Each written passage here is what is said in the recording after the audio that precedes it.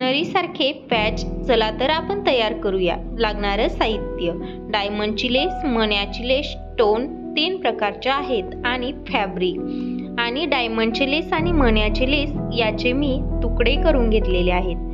एक टिपका फॅब्रिकचा टाकून मी त्यामध्ये स्टोन चिटकवला आहे.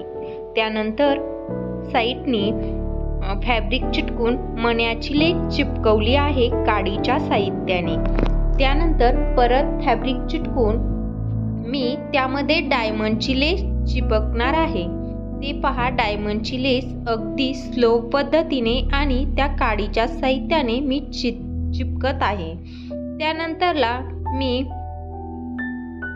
आणखीन एक मण्याची लेस साईडनी फॅब्रिक टाकून चिपकवणार आहे.